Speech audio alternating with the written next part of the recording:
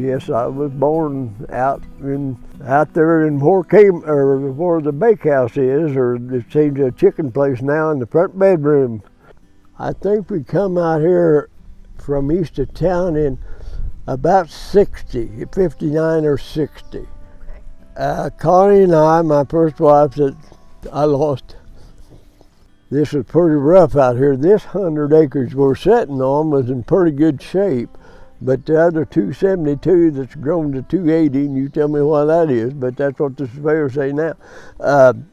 It's pretty rough. It hadn't been taken care of, and it's been pretty tough sometimes and good times. We've had some awful good times. These old black cows, they've been all over the country.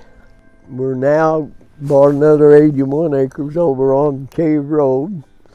When Donnie and Joey and Frankie was here, we farmed, and Frankie pretty well stayed with the show cattle. He worked them every day. They were washed every day. They were brushed and led, and the whole time that we've been in business or had these, we had one boy like this and one like that. So we had a hog boy, a tractor boy, and a cowboy. And we've still got, here's the cowboy and there's the tractor boy. This is Justin, my grandson, and Clint, my grandson. They're both really the farm right now. I'm trying to do what I can, and I can mow and rake hay. I've never drove the new tractor, only to pull him out of the mud one day, and he had it all lined up, and we've not advanced much with rakes. Our rakes are kind of like some of the rest of us, getting a little old, but in these odd fields, I like that little rake, but it takes time, so I rake a lot. And we mow all these fields on this home farm, and the other one we own, I mow with the lawnmower around every one of them. I started out with the first 2-row corn picker.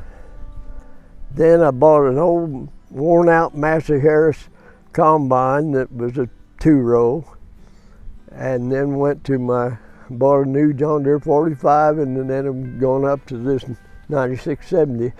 We started out with 2 rows at a time and went to 8, and I suppose till the last couple of years I planted 68 or 70 years straight with a corn planter.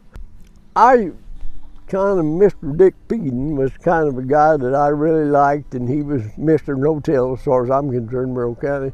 And he got me started, and we bought a 6-row John Deere no-till planter and started no-tilling, and we put in some dry dams, and we've got a levee down there that goes clear across one place that trying to hold the water up on the hay ground, and as Joe always told me, walk it down the hill, not let it walk itself. And that's what we're trying to do. We put some tile in. I was president a lot of that time, and they had some test plots and stuff, and when that corn planter was new, we used it, so it was probably in the early 70s or middle 70s, I think. Well, right now we run about 80 mama cows, and then everything start to finish here, we feed everything out that we have. We use our own corn, and then we grind a lot of alfalfa hay. The Roundup Ready alfalfa he was talking about is a pretty good source of protein. We still buy in protein, but so we finish everything out that we raise. For the most part, we never lose a fat calf, or a feeder calf.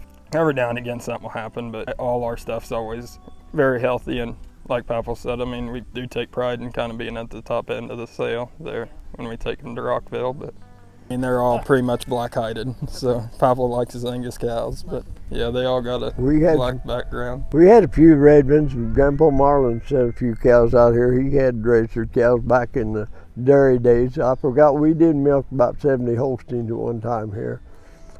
Connie and I and my mother. My mother was farmhand. She does her bale is clean house, I'll tell you that. But it was tough back then, and we just couldn't. The boys are married, and we just couldn't. There wasn't room for 4 of us here. So Don went to Crider's and doing real well there. Frankie's at Crider's taking care of some book work, and Joey's here. We're raising corn, soybeans with a little bit of wheat, mainly more for the straw than the actual wheat itself. We raise about 600 acres where we try to average out at each year. A lot of things change, that's for sure.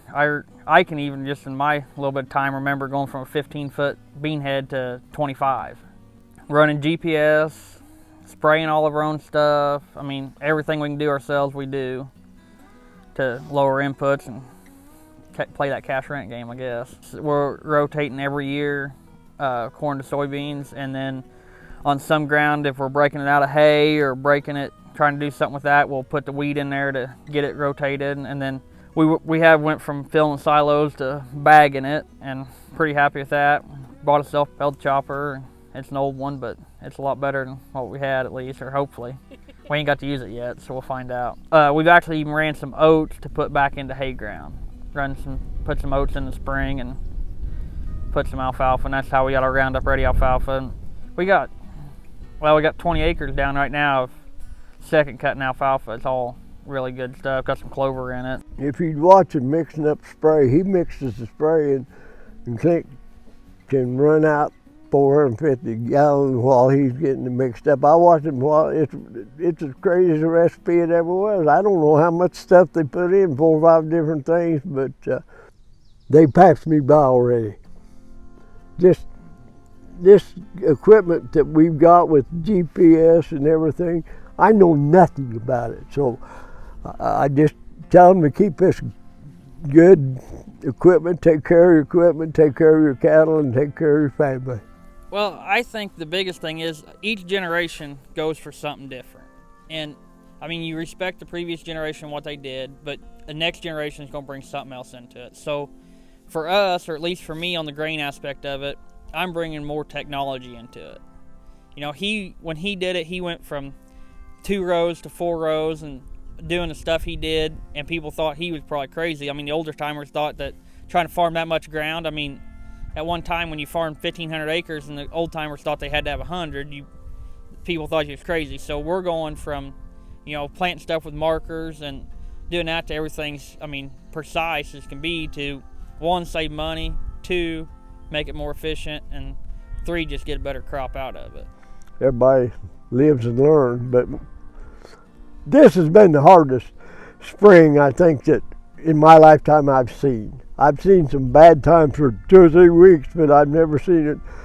This really started last fall when some of these guys got caught harvesting and got muddy and cold and snowy, and it started this fall. We just have constant rain that's unbelievable that up till now, and I told the boys that as late as some of these crops are, it would be drastic if we get really, really dry now. It would tell the story. Because I've seen corn 3 weeks ago just had 2 leaves on it, Franklin. Yeah, you know, like Clint and Pavel both said there, you know, we try to farm what we farm, and we try to do it as right as possible. I mean, if that takes running across it 4 times to feed it, that's running across it 4 times to feed it. I mean, I think we planted more stuff at dark than we did at daylight last year with the weather the way it was, or this spring, but you know, I mean, that's the thing. I mean, it's just whatever it takes, it seems like. I mean, to farm it right, that's the main thing, is to farm right. I'm awful proud of these boys. You know, we're awful proud to have him as a grandpa too, and a mentor and a dad, and I mean, we look at him as many different things. Yeah, we're just fortunate to have the opportunity we've had. I mean, I lived with Grandma and Grandpa my whole life since I was 2.5, and so I've been on this place. My birthday's day will be 27 days, so I've been on here for 24 years. I've lived in the same place. So I'm really fortunate for that opportunity, and I just love doing what I do. I mean, I was born into it, so. But this will take care of the whole family.